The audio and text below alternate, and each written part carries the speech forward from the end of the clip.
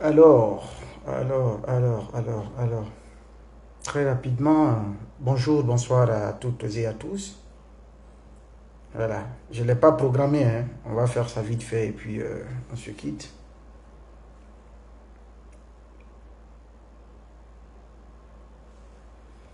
Je ne l'ai pas programmé, on fait un live très rapidement et on se quitte.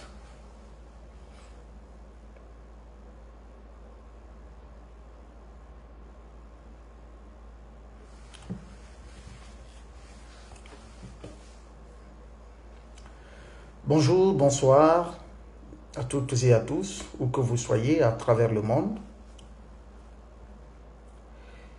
Euh, Désolé de vous avoir pas prévenu, de vous avoir pas informé de ce live que je démarre maintenant. Je l'ai improvisé parce que je sentais la nécessité. Je me dis il faut le faire. Il faut le faire pour parler rapidement de notre pays, de l'actualité guinéenne, de mon observation, mon analyse, mes remarques personnelles sur tout ce qui se déroule actuellement en Guinée. Essayez de partager le live au maximum. Partager le live au maximum.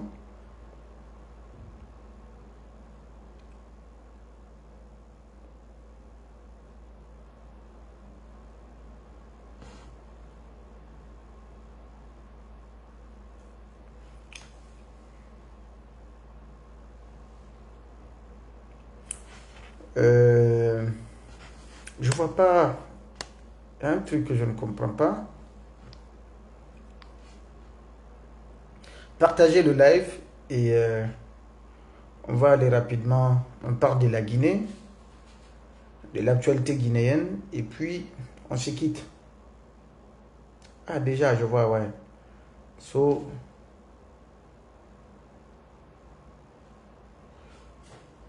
ok. Je voyais pas en fait les gens sur le live. Je sais pas c'est quoi.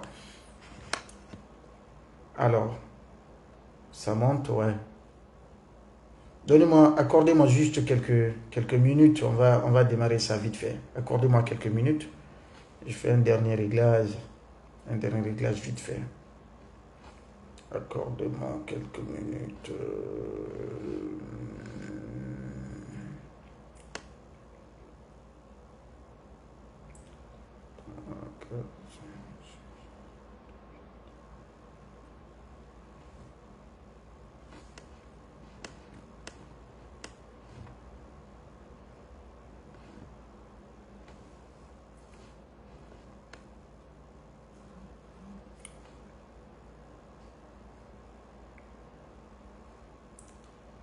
Euh, Ma sœur Fatmata Keita, comment ça va? J'espère que vous allez bien.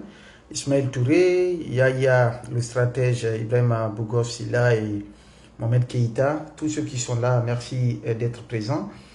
Accordez-moi juste voilà, 2 minutes, 2, 3 minutes, on va démarrer, s'il vous plaît.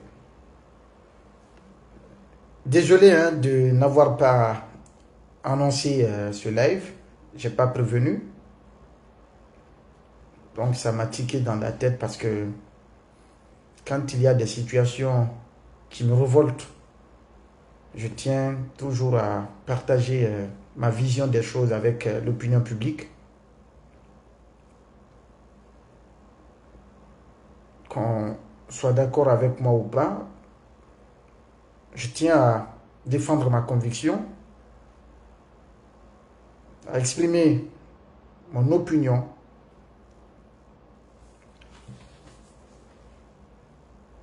et à dire ce qui se passe exactement tel que je le sais.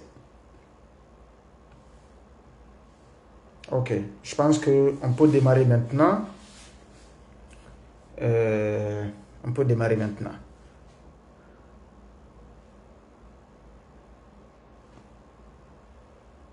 On est sur TikTok, on est sur Facebook. Essayez de partager au maximum.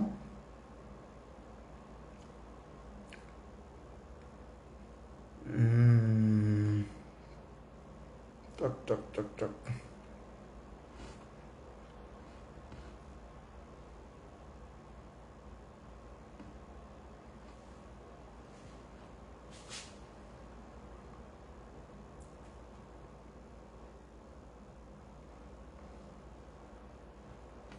Alors,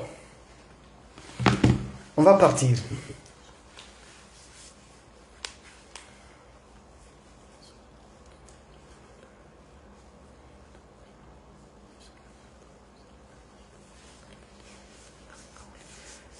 Bonjour, bonsoir à toutes et à tous, chers frères et sœurs guinéens de la Guinée, de la diaspora, où que vous soyez, quoi que vous fassiez, à travers le monde.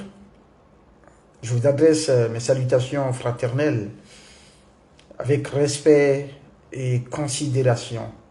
Je voudrais commencer ce live par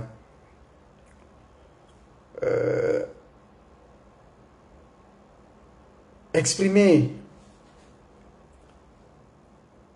ma compassion, par adresser mes condoléances à toutes les familles, à tous nos compatriotes qui sont victimes des catastrophes naturelles, mais évitables par endroits qui se passent actuellement dans notre pays. Les inondations à Conakry, les inondations à Sigiri, les inondations à Koya, Dubreka, Manéa, à Kankan, un peu partout à travers le pays. Tous ceux et toutes celles qui ont perdu des leurs ou des siens, je voudrais prier pour le repos de leur âme. Tous ceux et toutes celles qui ont perdu leur maison et leur contenu, je voudrais leur adresser toute ma solidarité, toute ma compassion et tout mon soutien par rapport à cette épreuve dure, cette épreuve qu'ils sont en train de supporter aujourd'hui, indépendamment de leur volonté. Ça pouvait être n'importe qui à leur place. Et c'est le moment d'exprimer, ou en tout cas de prouver notre solidarité envers toutes ces victimes-là. Il faut être à leur chevet, il faut partager leur peine, leur compassion, il faut leur remonter le moral, il faut leur montrer effectivement qu'ils ne sont pas seuls, ces compatriotes, et que nous sommes de cœur avec eux et que nous partageons leur malheur. Après justement ce message de condoléances et de compassion, je voudrais aussi adresser une pensée pieuse à tous nos frères qui ont été enlevés et portés disparus de force depuis le 5 septembre 2021.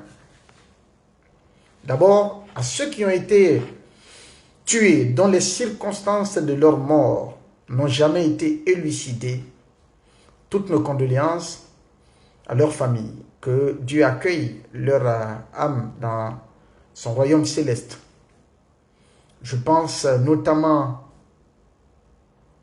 au général Saliba, je pense au colonel Célestin Belivogui, je pense à Mohamed Djoubaté, Dr Mohamed Djoubaté de Kankan, je pense à toutes ces victimes anonymes qui ont été froidement abattues pour la simple raison de s'être levés pour dire on n'est pas d'accord par rapport à ci ou par rapport à ça. Et ceux mêmes qui ont été tués dans les manifestations pour des raisons sociales, c'est-à-dire qui réclamaient de l'électricité par endroits, en tout cas qui ont manifesté pour l'amélioration de leurs conditions de vie et qui se sont vus attaqués violemment par des éléments des forces de sécurité, des forces de défense et de sécurité, et jusqu'à ce que certaines personnes ont perdu leur vie, que Dieu les pardonne. Une pensée, comme je l'ai dit, à nos frères qui sont aujourd'hui portés disparus, Fonike Mengue, Omar Silla, Biloba Agas, mon frère et ami Bib Marwan Kamara, une pensée à leur famille, Monsieur Sadou Nimaga, une pensée à sa famille également,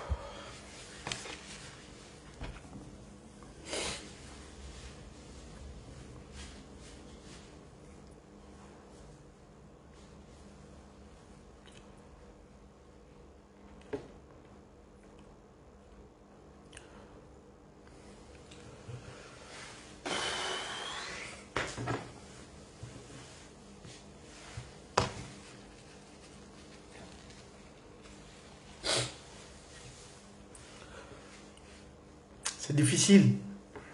9 juillet 2024, 9 juillet 2025. Fonike est introuvable, sa famille ne sait pas qu'est-ce qu'il est devenu. Biloba, donc 9 août, ça fait 1 an, 1 mois. Et quelques jours pour ces 2 premières personnes du FNDC. Décembre 2024 à maintenant, ça fait un peu plus de 10 mois pour Marwan. Monsieur Sadou Nimaga, le 17 octobre 2024, bientôt 1 an. Aucune nouvelle. Leur famille, ils ont des enfants. Ils ont des familles. Nimaga, il a 2 vieilles personnes, ou disons ses vieux parents, qui sont du côté de Kissidougou. Sa mère qui est très âgée, sans parler de son père, et qui sont d'ailleurs aussi malades. Et je me rappelle, à un moment donné, j'ai échangé avec des gens qui sont très proches de lui et de sa famille, qu'il était juste rentré pour rendre visite à ses parents qui sont malades. Son père a passé un bon moment. Il était alité. Et que ses parents qui sont au soir de leur vie, qui ne profitaient que de l'unique enfant que Dieu a aidé à atteindre un certain niveau de réussite dans la vie et qui les nourrit, qui les soigne, qui les entretient, qui s'occupe de ses parents dans leur vieillesse comme ceux-ci l'ont fait pour lui dans son enfance, que cet enfant leur soit arraché de force, leur soit enlevé de force et disparaître sans laisser de traces. Et qu'aucune raison ne soit communiquée. Qu'on dise que dans ce pays qu'il y a la justice. Ou que la justice est la boussole. Donc la justice est l'élément qui oriente la vie de la nation. Que des citoyens se fassent kidnapper en pleine journée et qu'ils disparaissent dans le silence, dans l'ombre, sans aucune procédure judiciaire, en bonne et due forme, conformément aux lois et règlements en vigueur en République de Guinée. Nimaga a été ministre, secrétaire général, d'abord conseiller juridique dans plusieurs départements avant d'être secrétaire général du ministère des Mines et de la Géologie. Au lendemain de son limogeage, ou disons de son départ du gouvernement, il a quitté l'administration pour mettre en place un cabinet privé pour conseiller des sociétés minières intéressées à la Guinée, intéressées au secteur minier guinéen. Il était en train de travailler au compte de ce cabinet de consultance. Il a quitté la Guinée à un moment donné, selon les informations, pour aller suivre quelques formations dans un autre pays. Il finit sa formation, il apprend que ses parents sont malades, et d'ailleurs, il le sait, parce qu'ils étaient sous traitement régulier, ils étaient convalescents, donc l'âge, mais aussi son père était alité à un moment donné. Il rentre au pays, il passe à Kissidougou pour rendre visite à ses parents.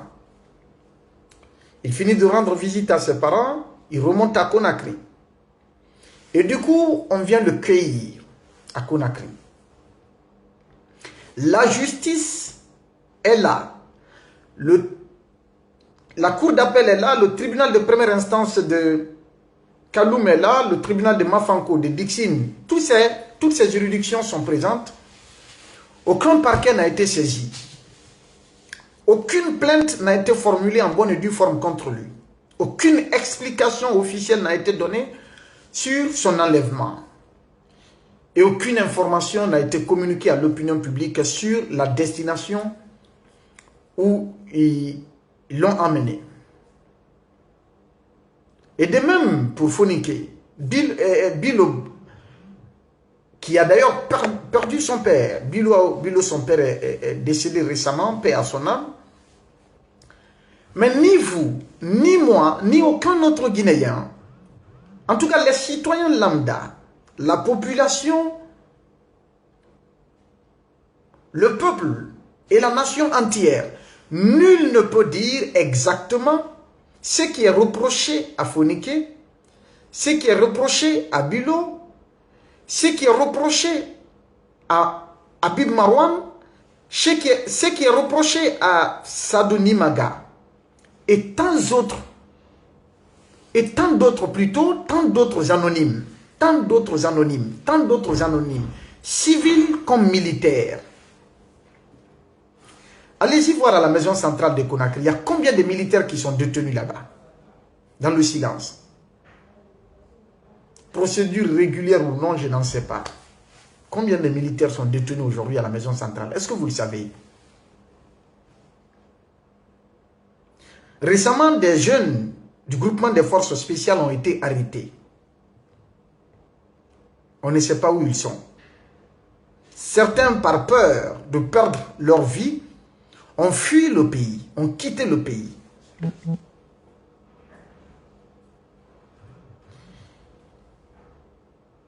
Et qu'on nous interdise de parler de cela. Qu'il y ait des Guinéens qui nous qualifient de haineux, de frustrés, parce que tout simplement nous dénonçons le mal.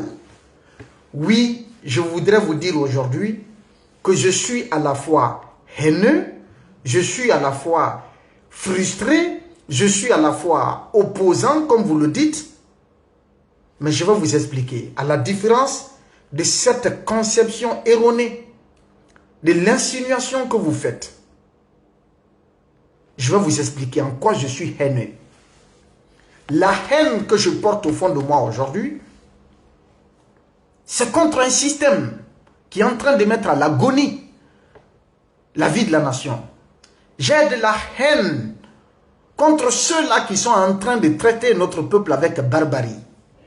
J'ai de la haine contre ceux-là qui nous ont promis monts et merveilles hier, le 5 septembre 2021, et qui sont en train de faire pire que le régime d'Alpha Condé. Oui, j'ai de la haine contre des autorités qui ne craignent pas Dieu et qui n'ont pas peur du péché. Oui, j'ai de la haine contre des gens qui n'ont pas de respect pour leurs paroles données. Oui, j'ai de la haine contre ceux-là qui se servent des ressources publiques pour en faire des biens personnels. J'ai de la haine contre ceux qui sont venus au nom de la démocratie et qui sont en train de nous servir la dictature. J'ai de la haine contre ceux-là qui nous ont promis l'état de droit et qui sont en train de nous brimer aujourd'hui dans nos droits. J'ai de la haine contre ceux-là qui nous arrachent notre dignité. J'ai de la haine contre ces gens-là. Je suis frustré. Oui. Je suis frustré de voir notre pays dans une telle situation, dans une telle gouvernance, aux mains des autorités qui s'en foutent éperdument de la dignité humaine. Au nom des autres, je suis frustré contre des autorités, mais qui pensent que la Guinée, c'est leur héritage personnel, contre des autorités qui s'en foutent éperdument du devenir de notre peuple, de l'avenir des enfants de ce pays. Je suis frustré de voir que tout ce qui nous a été promis, mais la gouvernance d'Alpha est 10 000 fois mieux que cette gouvernance. Moribonde en tout cas, cette gouvernance oligarchique, cette gouvernance kleptocrate, cette gouvernance, mais honteuse, hideuse d'ailleurs. Je suis frustré de voir notre pays dans cet état-là. Je suis frustré de voir des centaines de journalistes et techniciens, caméramans, ainsi de suite, qui ont été réduits au silence, qui sont devenus des mendiants pour la plupart, entre guillemets, je vais dire comme ça, en tout cas, qui sont en train de vivre dans l'indignité aujourd'hui parce qu'ils n'ont plus d'activité, ils n'ont plus les moyens pour subvenir à leurs besoins. Ils ont été humiliés. Ce sont des pères de famille, des pères et des mères de famille. Quand un père de famille n'a plus la possibilité de donner la popote dans sa famille, de payer les frais de scolarité de ses enfants, de payer les ordonnances de ses enfants et de sa famille, il ne lui reste plus rien comme dignité. C'est pourquoi nous avons choisi de quitter. On avait tout en Guinée sauf notre dignité. Il faut aller là où on n'a rien, mais où on préserve au moins notre dignité. Et vous ne voulez pas qu'on dénonce cela.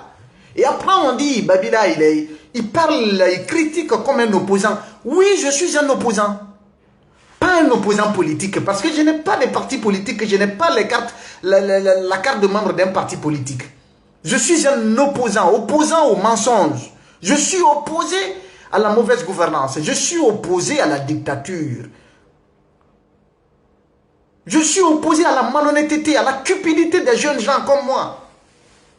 Je suis un opposant contre les violations des droits humains, contre la sosification, n'est-ce pas, de la population. Je suis un opposant, oui. Je suis un opposant opposé à la déification d'un homme. Je suis un opposant au braquage de l'avenir de tout un peuple. Je suis un opposant. Je pense que c'est clair. Si vous voulez, Babila il est frustré. Si vous voulez, considérez-le comme un haineux. Si vous voulez, dites qu'il est un opposant. Mais Dieu, l'Éternel des cieux, qui me donne le souffle de vie, sait pertinemment ce qu'il y a au fond de mon cœur pour ce pays. Moi, je n'ai pas mon avenir ailleurs. Pas parce que je ne peux pas réussir ailleurs. Mais j'aime la Guinée plus que tous les pays du monde.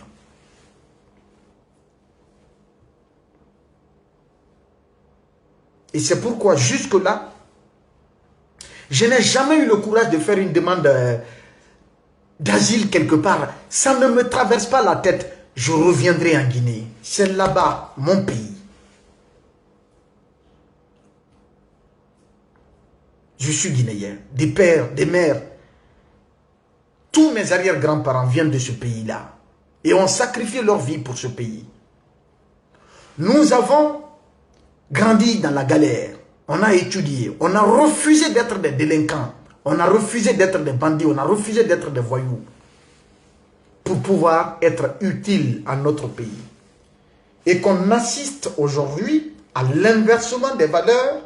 Constater que notre pays accorde plus de dignité, plus de choix, plus de traitement honorable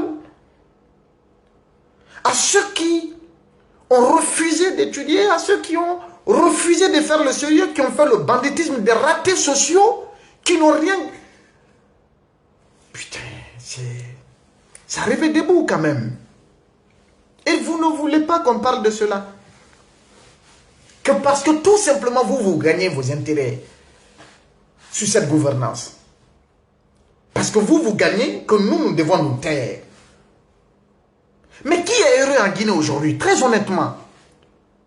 Pour tous les esprits conscients, pour toute personne croyante qui croit en l'unicité d'Allah, qui croit à la mort, qui croit au jour du jugement dernier. Qui est heureux aujourd'hui en Guinée? Si ce n'est les oligarques qui appartiennent au système. Qui est heureux en Guinée? Tu parles de crise de liquidité, ils vont dire qu'il n'y a pas de crise de liquidité. Alors que les gens ne peuvent plus avoir leur argent. Les gens ne trouvent plus d'argent.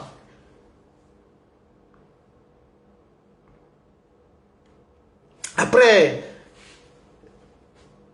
quand j'ai relayé le témoignage d'une dame par rapport au décès de notre cher ami Taban, paix à son âme, qui avait de l'estime pour moi, même si on n'a pas eu de connexion très forte, mais on a eu quelques rencontres où il n'a pas manqué de me témoigner tout le respect qu'il avait pour moi.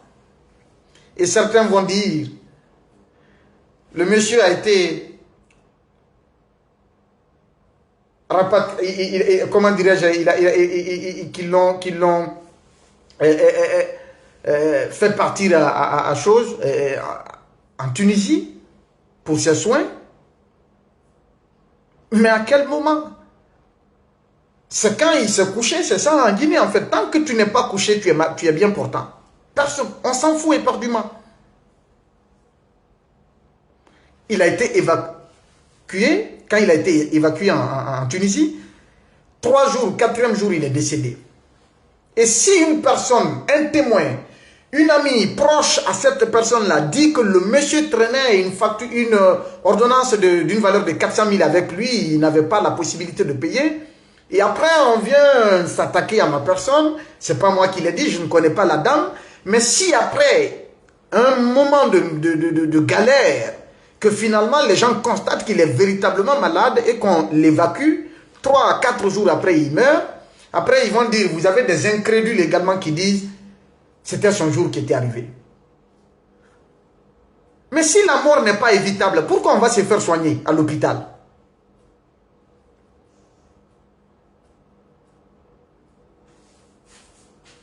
Si la mort n'est pas évitable, pourquoi Dieu va nous demander de préserver nos vies? Pourquoi? En fait, c'est utopique. Et il y en a qui vont jusqu'à dire pourquoi Babila ne lui a pas assisté. Je vais vous dire quelque chose aujourd'hui que je n'ai jamais fait dans ma vie. Mais je le ferai aujourd'hui parce que face à des êtres inconscients, il faut dire certaines choses. Mais Dieu sait quelles sont mes motivations en disant cela. En étant en exil, moi Babila, j'ai payé l'ordonnance de combien de journalistes qui sont au chômage? Vous le savez? J'ai apporté des sacs de riz dans certaines familles. Vous le savez? J'ai aidé certains de nos confrères à payer les ordonnances de leurs enfants ou de leurs femmes, à même mettre quelque chose dans la marmite dans leur famille. Ce n'est pas pour me vanter. Dieu est témoin. Je ne veux pas de leur témoignage. Je ne dirai pas de nom. Que Dieu me pardonne. Mais c'est ce que vous ne savez pas. Babila a apporté des sacs de riz à combien de familles? De journalistes, techniciens, caméramans et autres. Et il y en a même que je n'ai jamais vu dans ma vie. Des hommes de médias, des gens qui m'ont contacté, à qui j'ai apporté assistance, que je n'ai jamais rencontré dans ma vie, ou que je ne connais même pas dans ma vie. Je ne les ai jamais connus. Ils n'ont aucun contact avec moi par le passé. Mais ils viennent s'identifier pour dire ils ont telle difficulté. Babila leur a apporté son secours du mieux que je pouvais. Et même des individus qui ne sont même pas des journalistes. Il y en a qui venaient à Espace demander. Des citoyens qui venaient à Espace pour demander de l'aide. J'ai apporté de l'aide à tellement de gens comme ça. Des gens qui venaient pour leurs problèmes. À qui je donnais du transport à leur retour également. Contre 0 francs. Je me dépouillais pour des gens. Le peu que j'avais sur moi, je partageais ça avec tout le monde. Allez-y demander aux employés, à mes camarades, qui suis-je exactement? Ce n'est pas parce que j'ai de l'argent, mais Babila a un bon cœur. Et c'est Dieu qui m'a fait ainsi. Ce n'est pas de ma force. Vous ne le savez pas. Vous ne le savez pas. Babila a donné de l'espoir à combien de familles? Il y a des journalistes qui se sont fait renvoyer dans le temps, qui ont été licenciés dans certains médias. Moi, je les ai employés. Vous le savez? Juste, pas par nécessité. Pas que j'avais besoin de, non. Mais en guise de soutien pour qu'ils puissent soutenir leur famille. J'ai employé des journalistes qui sont même à des postes de responsabilité sous le CNRD aujourd'hui. Et je l'ai fait juste par solidarité. Quand ils ont été licenciés dans leurs médias par le passé. Vous le savez? Des filles, journalistes en situation difficile à qui j'ai donné de l'espoir. Vous connaissez le nombre? Il y en a eu tellement. Est-ce que vous le savez? Moi, je ne parle pas. Des jeunes dames qui vivent à Conakry. Vous ne le savez pas. Je ne suis pas en train de le dire pour me vanter, non. Mais Dieu sait ce que j'ai dit, si c'est vrai ou faux.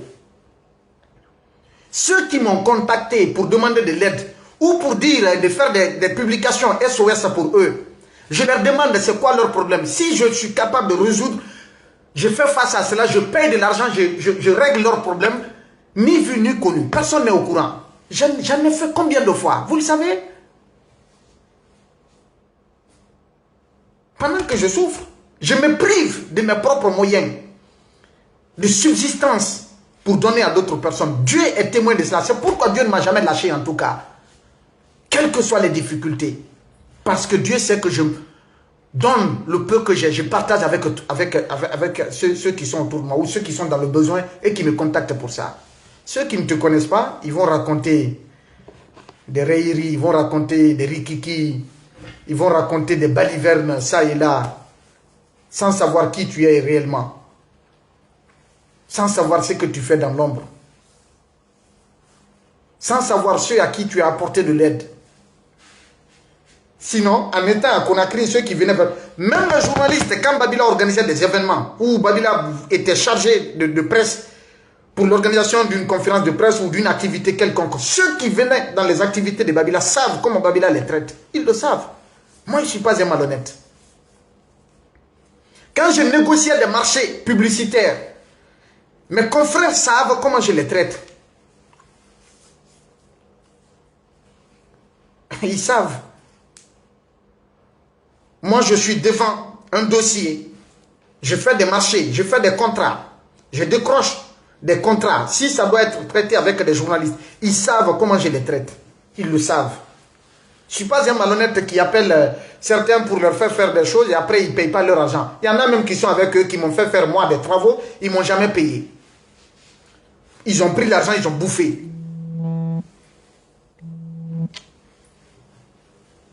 Ils ont pris l'argent, ils ont bouffé. Mais moi, j'ai donné. Moi, j'ai donné. Moi, j'ai donné. Cette parenthèse-là, il fallait vraiment que je l'ouvre ce soir-là. Il fallait que je l'ouvre. Même à l'intérieur du... Ceux qui me connaissent peuvent le témoigner. Des citoyens que je n'ai jamais rencontrés, que je n'ai jamais connus dans ma vie, à qui j'ai pris mon argent, c'est-à-dire pour lesquels j'ai pris mon argent et investir pour leur cause.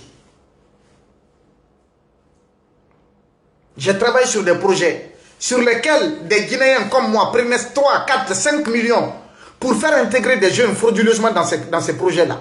Moi, Babila, je les ai recrutés contre 0 franc. Demandez aux jeunes de l'Abbé, de Pita, de Lelouma, de Koubia, de Tougué, de Mali, en 2021. Alors que je pouvais prendre les autres comme moi qui étaient représentants de ces projets-là, prenaient de l'argent, des millions, 2 millions, 3 millions, 4 millions, 5 millions avec des jeunes. Moi, j'ai refusé ça. J'ai dit, il faut leur donner de l'espoir. Aider tant que tu peux. Ils ne le savent pas. 2011, 2012, 2013, Babila était enseignant.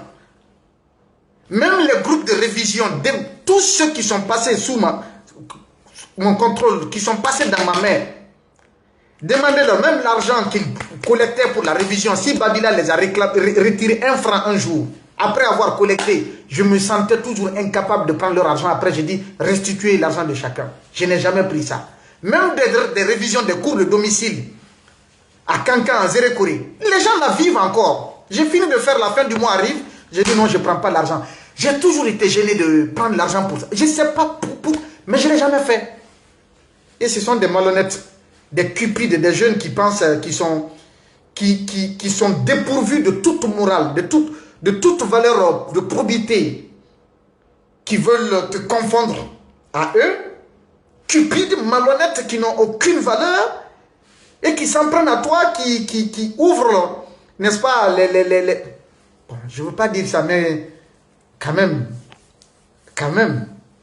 il faut, comme on le dit, les réseaux sociaux ont donné l'opportunité à des moins que rien aujourd'hui pour s'en prendre à des honnêtes citoyens.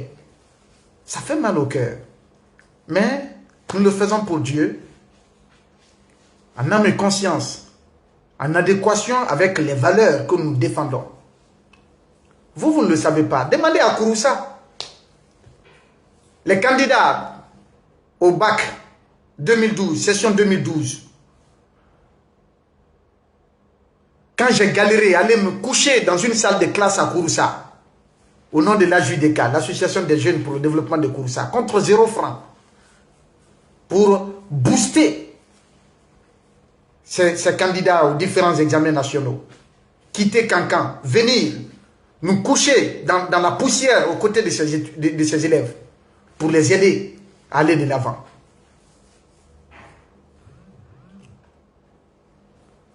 On n'a pas demandé 1 franc. Et ça, nous l'avons fait. Et par plusieurs fois. Par plusieurs fois. Par plusieurs fois. Apporter secours à des gens. Ce que d'aucuns n'osent pas, moi je l'ai fait. Plusieurs fois. Une fois, j'ai raté une émission. J'ai trouvé une femme en travail au bord de la route à Anta. Cette famille a même souhaité se déplacer pour venir me saluer à la maison. J'ai dit, ça c'est pas la peine. J'ai pris la dame, je l'ai embarquée dans ma voiture. On a tourné dans tout Conakry ce jour-là pour trouver une structure hospitalière afin qu'elle puisse accoucher. J'ai raté mon heure de prise d'antenne. C'est ça l'humanisme. C'est ça la solidarité. Et après, ceux qui ne te connaissent pas racontent du n'importe quoi, alors qu'ils ne... On va passer ce sujet-là. On revient à l'actualité. Chers frères et sœurs, depuis que les inondations ont commencé, combien de familles ont été victimes? Qui a entendu le chef de l'État, le président de la transition, un seul mot de compassion adressé à ces familles victimes? Que c'est le père de la nation.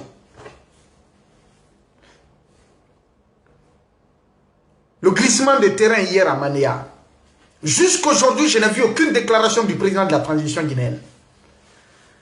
Le président Alpha Condé, il a parlé, le président Cellou Dalein Diallo a parlé, le président Sidia Touré a parlé, tous les politiques, Lansana Kouyaté, tous ont fait des postes pour exprimer leur solidarité à ces populations victimes, à ces habitants victimes du glissement de terrain à Manéa. Tous ont fait des postes. Celui qui incarne l'État, qui est le premier responsable de l'État aujourd'hui, vit dans le silence, dans l'indifférence. Des catastrophes comme cela se passent dans un pays que la première autorité ne dise rien. Et depuis des jours, les acteurs de l'Anguche, les responsables de l'Anguche sont sur le terrain, des ministres, oui, ils sont envoyés souvent, mais lui, même le premier responsable, pourquoi pas lui?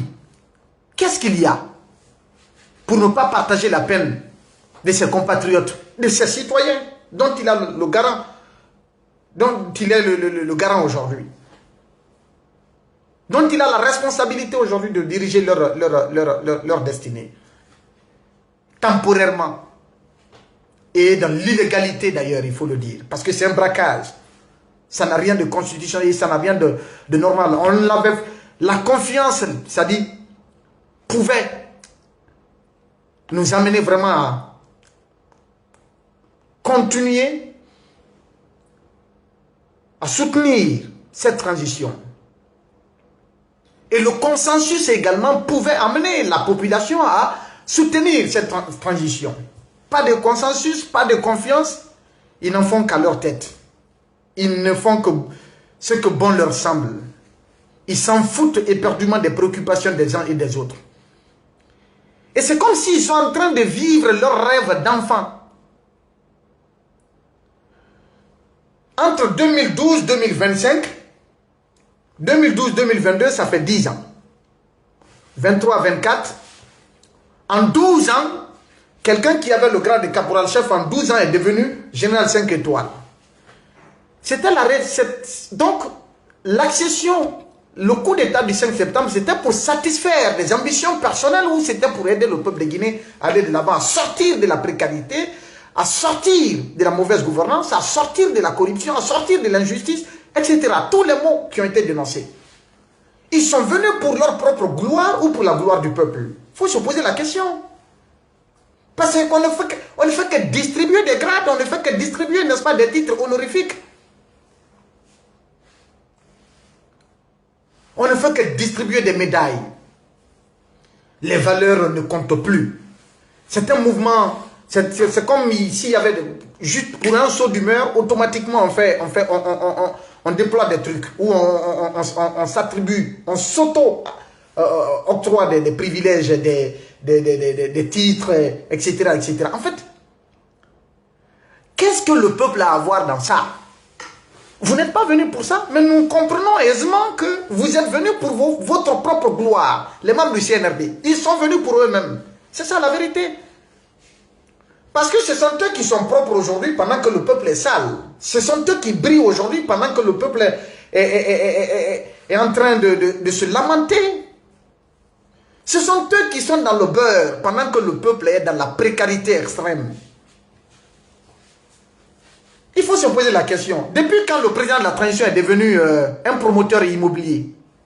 Depuis quand le président de la transition est devenu un promoteur immobilier? Il est en train de distribuer des maisons à des féticheurs, à des griots, à des je ne sais qui, à n'importe qui et à n'importe... Mais d'où viennent ces maisons? Vous ne vous posez pas la question. Un président ne distribue pas l'argent. Un président ne distribue pas les maisons. Il crée des conditions permettant à son peuple de vivre dignement, de subvenir à leurs besoins. On crée la richesse pour le bonheur collectif de la nation. Mais calcul politique ou en tout cas des sélections d'affinité, j'aime la tête de X et on lui donne une maison. Demain matin, une maison. En fait, est-ce que vous vous posez cette question? Distribution de maisons, distribution de maisons. Ces maisons-là, depuis quand le président de la transition, depuis quand il est devenu un promoteur immobilier, depuis quand il a construit toutes ces maisons-là, depuis quand? D'où viennent ces maisons-là? Ce sont des richesses de notre pays, ce sont des ressources nationales, ce sont les biens publics, de l'argent du contribuable guinéen. Et vous ne voulez pas qu'on dénonce cela, qu'on se taise, qu'on boucle le bec pour suivre ça et applaudir malhonnêtement, sachant la vérité, connaissant la réalité des choses. On crée la richesse Quand on veut aider son peuple, on crée de la richesse. Quand on veut aider son peuple, on crée des conditions permettant à son peuple, aux citoyens, aux populations, de chercher et de gagner dignement leur vie. Rien de tout cela est en train d'être fait. Tout le monde est devenu mendiant en Guinée. Sages, religieux, jeunes, femmes, tout le monde est devenu mendiant. C'est pourquoi la corruption, en fait, la population elle-même, c'est un problème aujourd'hui parce que dépourvu de tout moyen, dépourvu d'espoir, dépourvu de toute solution alternative pour vivre, pour gagner leur vie, eh bien, ils se prêtent à la mendicité, à la malhonnêteté, à la cupidité. On applaudit pour trouver quelque chose à mettre dans la marmite. On applaudit pour trouver des biens à mettre dans la poche. Après, frustré, il n'a pas été nommé. Mais je m'en fous éperdument. Moi, je vivais avant le CNRD, je vais vivre après le CNRD, c'est un temps. Et ce que vous ne savez pas, je n'ai jamais été aussi heureux que maintenant, pendant que j'étais en Guinée. Et ils m'ont dit, ah, il est parrainé par... Sortez un seul cadre guinéen qui dira que Babila a été dans son bureau pour lui demander un franc, une assistance quelconque.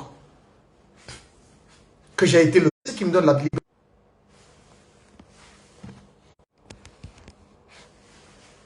C'est ce qui me donne la liberté de parler. J'ai la conscience tranquille. Les gens sont morts. On parle de plus d'une dizaine de morts à Manéa. Le chef de l'État est silencieux. Bouche bée. Il y a eu le drame à Kaloum le 18 décembre 2024. C'est ça? Oui, 2023, je crois. Oui, 2023. Le 18 décembre. L'incendie du dépôt des hydrocarbures. Pendant des jours, on ne l'a pas entendu. Ça s'est passé à quelques mètres du palais présidentiel, à Kaloum là-bas. Un chef d'État, dans sa propre juridiction, en fait, dans la commune où il habite, il y a eu un drame. On ne l'a pas vu sur le terrain pour encourager les secouristes. On ne l'a pas vu dans les familles des victimes là. Après, on a fait, quand on a fait des dénonciations dans les émissions, et finalement il est apparu pour aller saluer les alités dans les hôpitaux. Vous ne voulez pas qu'on dénonce cela? Depuis des jours, il y a des inondations. Dans tous les pays où les inondations se passent aujourd'hui, on voit l'État, on voit, n'est-ce pas, ce que font certains chefs d'État. Ce qui s'est passé hier, il y a le ministre Mori Kondé qui était sur le terrain tard la nuit avec l'ancien touré de Languche, le directeur. Mais le père de la nation, sa sortie, celui qui est le président, sa sortie devrait rassurer, sa sortie remonte le moral, là, ça blesse ça guérit des blessures, ça reconforte. Mais on s'en fout éperdument, on fait des sorties dans le ministère, des sorties éclairs. À chaque fois qu'on a l'occasion de s'offrir, partout on ne peut pas s'offrir des bains de foule, ou on ne peut pas applaudir, là, le président ne part pas là-bas. Mais s'il y a des mobilisations où on peut applaudir, là il peut apparaître. Là où il peut s'offrir des bains de foule, il peut apparaître. Mais partout où il peut passer sans bain de foule, sans applaudissements, on ne parle pas. En Zérékouri, depuis le drame de Zérékouri, merci là-bas monsieur. Un discours qui a été tenu après pour annoncer les enquêtes. Depuis décembre, où sont les résultats de l'enquête? Qui connaît combien de personnes ont trouvé la mort dans le stade de Zérékouri? Qui? Depuis le 31 décembre 2024, 31 décembre 2024, ce n'est qu'avant-hier, à l'occasion de la rencontre ou du Conseil de défense nationale qu'il a tenu, que moi, en tout cas, j'ai entendu parler le chef de la transition publiquement. Depuis le 31 décembre, dites-moi, entre le 31 décembre, janvier, février, mars, avril, mai, juin, juillet, août, s'il avait fait une prise de parole un jour face à un événement quelconque qui se passe en Guinée, face à une situation quelconque, s'adresser publiquement à la population. Et vous voulez qu'on continue dans cette gouvernance? Vous voulez qu'on continue dans cette gouvernance? On n'a pas d'argent, vous voulez qu'on continue dans cette gouvernance? Pourquoi on n'a pas d'argent? Le franc guinéen ne se mange pas ailleurs. Si ça se consommait ailleurs, on allait dire qu'on a pris notre argent envoyé ailleurs. Le franc guinéen se mange dans les limites de notre superficie, 245 857 km². Ça se mange là, ça se consomme entre les 4 murs de la Guinée. Où sont partis tous ces billets de banque? Où est parti notre argent? Il n'y en a pas à la BCRG. Nous avons dénoncé les détournements des tonnes d'or, le business de devises, tout ce qui se passe à la BCRG. Le gouverneur est là-bas. Ses cheveux n'ont même pas tremblé, à plus forte raison que de l'enlever. Et le président a dit que sa main ne tremblera pas. Qu'en matière de lutte contre la corruption, qui n'a pas de famille, il n'a pas d'état d'âme. On a annoncé les gardes du corps de Amara, le ministre secrétaire général de la présidence, ces gardes du corps sur attestation écrite, noir sur blanc, ont réceptionné plus de 50 kg d'or d'une valeur de plus de 6 millions de dollars américains. Ces gardes, les gardes du corps de la deuxième personnalité de la présidence, aucune mouche ne s'est levée pour faire bruit. Et après on dit qu'on est en train de lutter contre la corruption. Quelle corruption? On est en train de lutter contre le détournement. Le président lui-même est en train de construire combien de maisons? Mais l'exemplarité vient de qui? Toutes les maisons, quand il venait au pouvoir, l'étage qu'il y avait à Kakimbo là-bas, c'était un seul bâtiment qui était en chantier. Mais toutes les maisons qui sont, toutes les concessions voisines, il a tout racheté. Allez-y à la minière également. Aujourd'hui, ce qu'on m'apprend à la minière, je ne vais pas le dire pour l'instant. Ce qu'on m'apprend à la minière. Combien de domaines, combien de concessions ont été rachetées par le président de la transition? Mais ils vont faire quoi avec tout ça là? Toutes ces maisons, c'est pour faire quoi? Même si tu construis des gratte-ciels, tu ne vas dormir que dans une seule pièce. Et même cette pièce-là, tu ne peux pas contenir, tu ne vas pas occuper tous les espaces en fait. C'est une portion. Et les véhicules, les 4x4, si tu en as 100, c'est dans un seul véhicule tu montes. Et tu ne peux pas occuper tout l'intérieur, c'est juste une partie du fauteuil où tu t'assois. La vie, le bonheur matériel, on doit avoir quand même la raison de se limiter à un moment donné. La population est pauvre pendant que les dirigeants sont en train de s'enrichir. Et vous ne voulez pas qu'on parle de ça, qu'on se taise là-dessus. Qu'on se taise. Vous avez vu le projet de décret?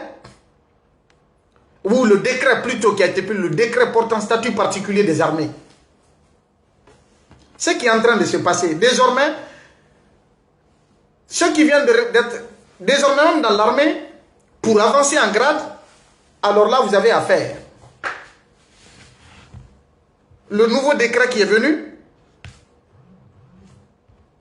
le nouveau décret pour avancer en grade, de lieutenant à capitaine, tu vas faire 7 ans avant d'avancer.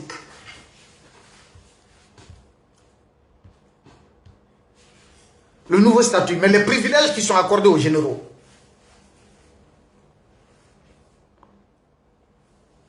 Les privilèges qui sont accordés aux généraux, aux officiers généraux, et les restrictions qui sont imposées, qui freinent d'autres militaires dans l'évolution, dans leur évolution professionnelle, qui les freinent dans leur carrière. Pour avancer aujourd'hui, ceux qui sont adjudants et qui veulent devenir sous-lieutenant, qu'il faut combien de temps? Tu es adjudant, tu veux devenir lieutenant, il te faut 5 ans de grade. 5 ans pour aller dans le grade de sous-lieutenant. Quand tu es sous-lieutenant, il te faut 4 ans pour être lieutenant. Ou si tu as le diplôme, tu fais 2 ans de grade. Si tu es lieutenant, pour être capitaine, il te faut 7 ans de grade. 7 ans de grade pour être capitaine. Si tu n'as pas si tu n'as pas eu l'occasion de partir en formation. Et si tu fais la formation, tu fais 4 ans.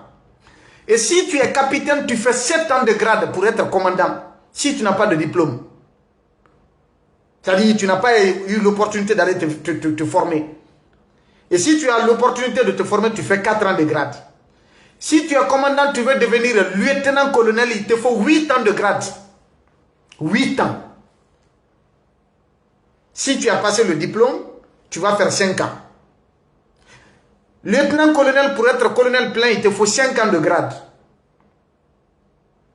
Et quand tu es lieutenant, tu fais 5 ans de grade. Et quand tu es colonel, tu fais 5 ans de grade dans le grade de colonel pour être général. Après 5 ans, si tu as le diplôme. Les militaires qui sont dans les endroits reculés, dans les villages et autres, là, qui n'ont jamais l'opportunité d'aller se former ailleurs, même ceux qui sont généraux aujourd'hui, ils ont fait 5 ans de grade de colonel, ils ont fait quel diplôme? Ils ont quel diplôme? Ils ont passé quelle formation pour accéder au grade de général? D'abord de brigade, de général de division, de général de corps d'armée, général d'armée. Tout est en train d'être distribué à la volée, sans principe, ni ordre. Ça se fait comme ça. Et que tout le monde regarde le mal s'opérer, que personne ne parle.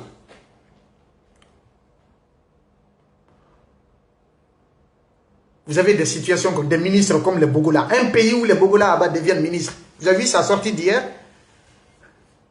Suite à l'élimination de l'équipe locale. Malgré tout ce qui se passait là-bas. Par moment, si tu n'as rien à dire, il vaut mieux se taire. Un pays où des gens comme ça deviennent ministres.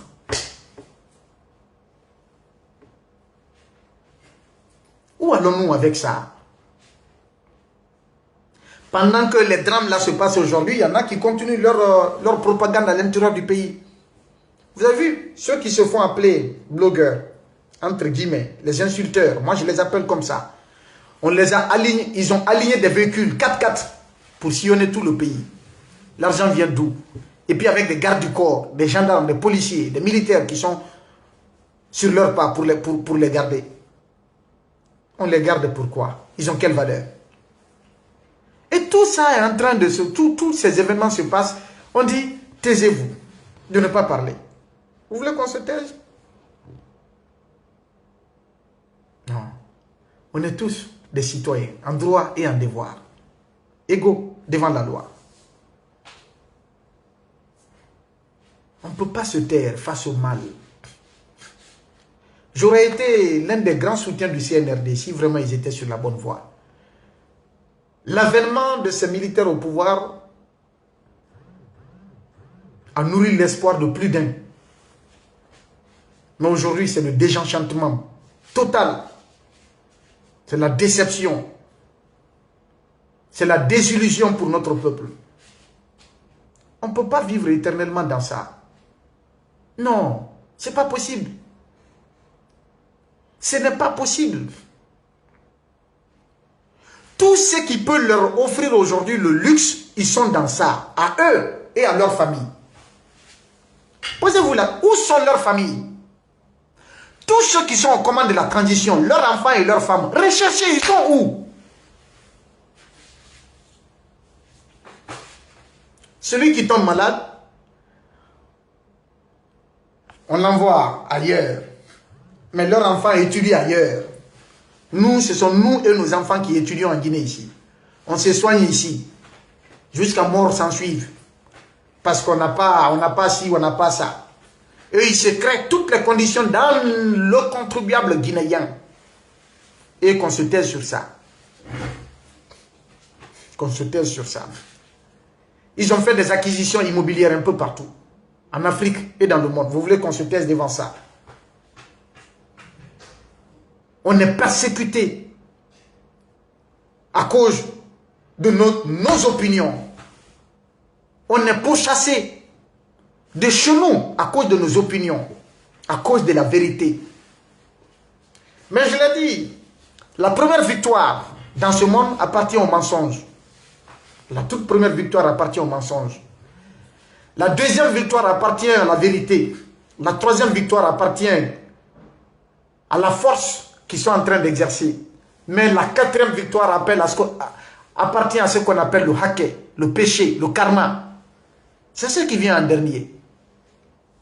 Et je vous ai raconté cette histoire qu'un sage un jour m'avait raconté. Un roi qui n'avait qu'une seule chambre pour visiteurs. Voilà le mensonge qui arrive et qui demande à être logé. Il a logé le mensonge. Peu de temps après, la vérité est venue. La vérité dit partout où elle existe, le mensonge disparaît. La vérité a réussi à mettre out le mensonge. Et après, la force est venue. La brutalité, le pouvoir brutal, le brutalité qui fait dans la démesure.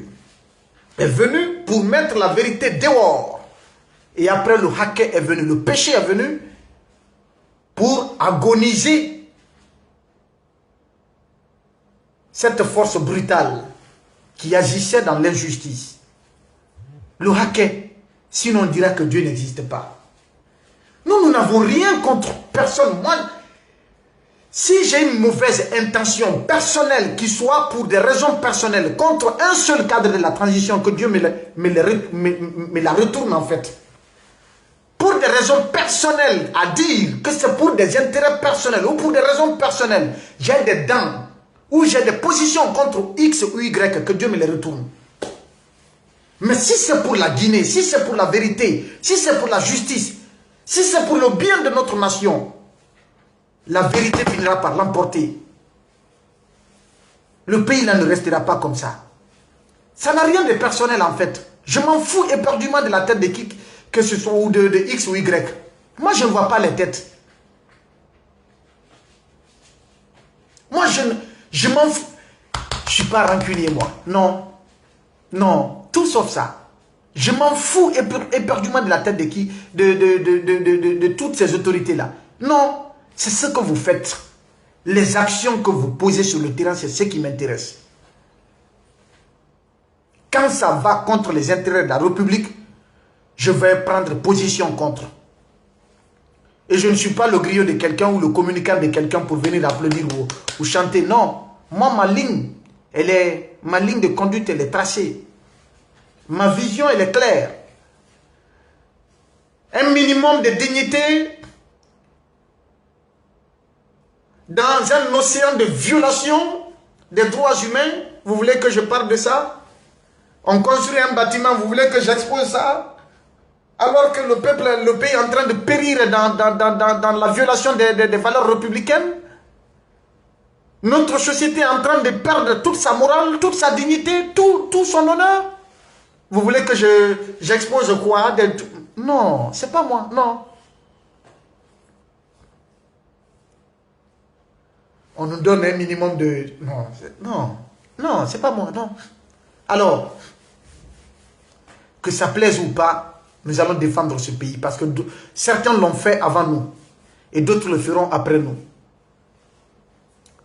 C'est comme ça, on aide ce pays. Sinon, celui qui est venu pour le changement, toute gouvernance qui veut du changement, voudrait entendre les maux dont souffre sa population, voudrait entendre les mauvaises pratiques, voudrait entendre ceux-là même qui ne partagent pas la même opinion que lui, qui ne sont pas du même bord que lui. Parce qu'en Guinée, peu de personnes osent dire la vérité au chef. Tout le monde est en train de tirer son épingle du jeu. Les Baouri qui étaient des démocrates hier, qu'est-ce qu'ils sont devenus?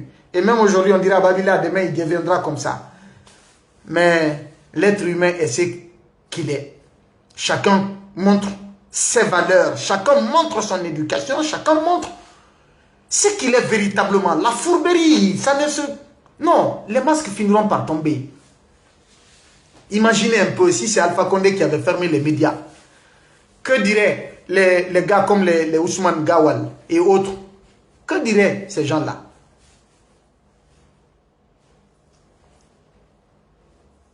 Mais pensons à la Guinée maintenant, s'il vous plaît. 67 ans, c'est suffisant. Mais ceux qui se sont enrichis avant vous, qu'est-ce qu'ils sont devenus? Eux et leurs familles. Le bien mal acquis, ça va finir par s'écrouler un jour ou l'autre. Sinon, je pouvais tout gagner avec eux. Pour tout, toutes les opportunités m'ont été ouvertes pour remplir ma bouche, mes poches, gagner suffisamment de ressources et me taire, comme si de rien n'était. Mais ce n'est pas dans ça que j'ai été élevé. Ce n'est pas dans ça que j'ai été éduqué. Voilà. Celui qui m'a élevé, paix à son âme, a été une référence dans la préfecture de Kouroussa. Il a été un exemple.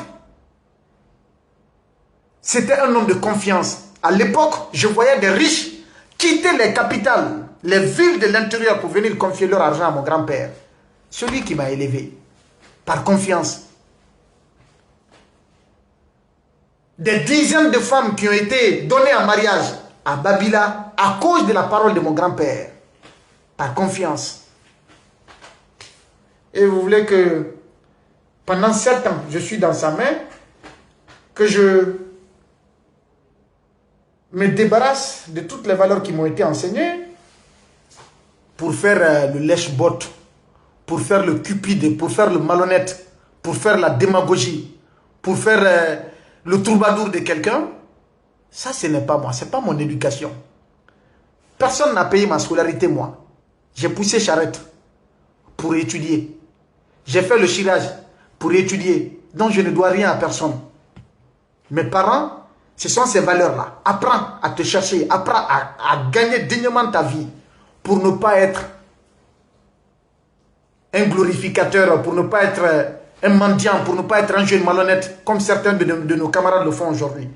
Si un jeune renonce à tout pour porter espoir sur la création des mouvements de soutien des trucs, c'est là, non, c'est honteux. Mettre tout son espoir sur ça. Mais ceux qui sont en train de battre campagne pour le CNRD, ce sont eux qui battaient campagne pour Alpha hier.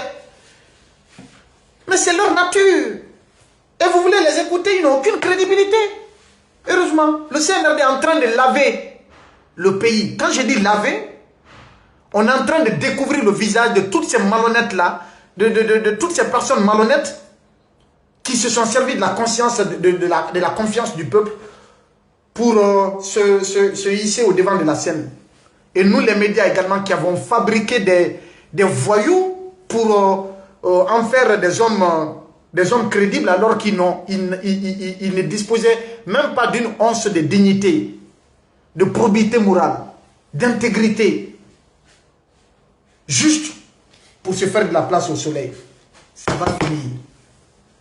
On n'est pas condamné éternellement à cette fatalité, on n'est pas condamné dans cette malédiction, on n'est pas condamné dans ces mauvaises pratiques. Le pays se relèvera, la Guinée se remettra sur ses pieds. Parce qu'on marche aujourd'hui sur la tête, on va se remettre sur les pieds.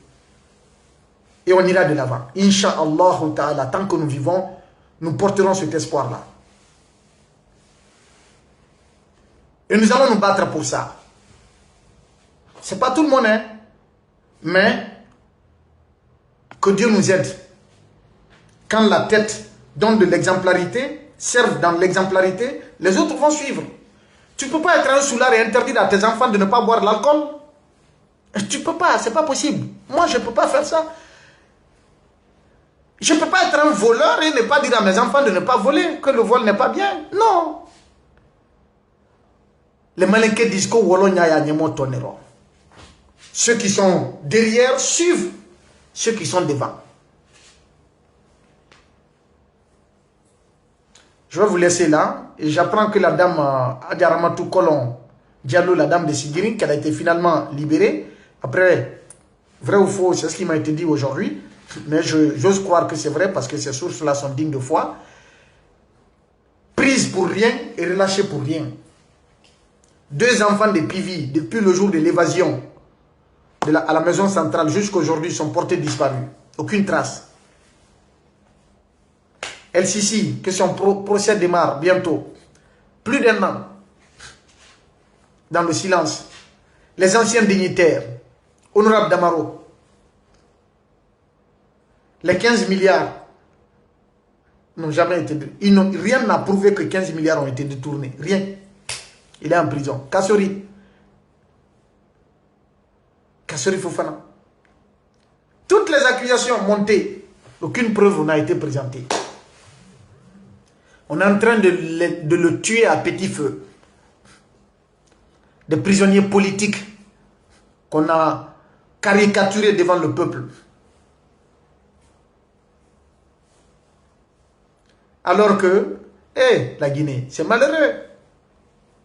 C'est malheureux. Mais comme on le dit, les pouvoirs, parce qu'on n'est plus dans... on ne fait pas dans l'autorité, on fait dans l'autoritarisme maintenant. Et les autocrates là, leur premier ennemi, ce sont ceux qu'ils ont renversés du pouvoir. Les deuxièmes ennemis, la deuxième catégorie d'ennemis, ce sont les opposants qui cherchent le pouvoir.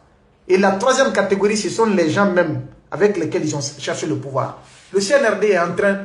C'est pourquoi, demandez aux jeunes qui ont été dans le théâtre des opérations du 5 septembre. La plupart, il y en a qui sont radiés. D'autres jetés à la frontière, il y en a qui ont fui le pays. Le mal s'attaque à lui-même, à ses racines, et s'autodétruit. Ça, c'est le hacker, le karma. Dieu, c'est Dieu. Aucun homme n'est Dieu. Et il agira pour le bien parce que c'est ce qu'il recommande, c'est ce qu'il enseigne. Et il a dit qu'il est la vérité, il soutient la vérité. La vérité, c'est l'un des attributs de Dieu. La justice, c'est l'un des attributs de Dieu. Et si Dieu n'aide pas la vérité et la justice, si Dieu ne reprime pas le mal, ne fait pas payer à ceux qui font du mal, qui sèment injustement le mal dans la vie des autres, c'est que Dieu n'existe pas. Et il existe. Il ne va pas se contredire. On est juste pressé. Le temps de la vérité arrivera. Le temps de la justice arrivera. Le karma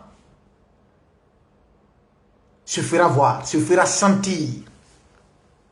Ça, c'est indéniable, c'est irrévocable, c'est une vérité absolue. Dieu agira. Comme je l'ai dit, le hacker vient toujours en dernière position. Voilà ce que j'avais à vous dire. Merci. Où que vous soyez à travers le monde.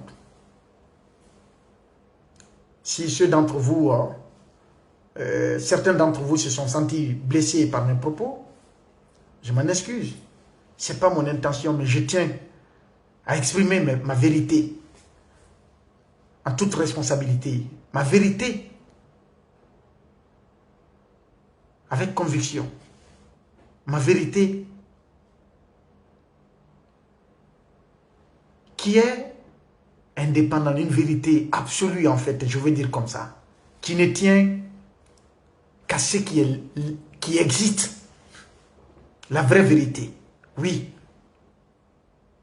Dénouée de toute manipulation, dénouée de toute considération subjective, non. La vérité qui se dit pour Dieu, rien que pour Dieu. Oui, c'est de cette vérité que je parle. Inch'Allah. Dieu nous aidera. Ceux qui ont fait des cadeaux dans mon live TikTok, merci à vous. Je ne me connais pas trop dans ça, mais merci en tout cas à chacun de vous, tous qui ont pris de leur temps pour me suivre. On se retrouvera très bientôt, Inch'Allah, si Dieu le voudra. À très bientôt. Au revoir. Si Dieu le veut, Inch'Allah.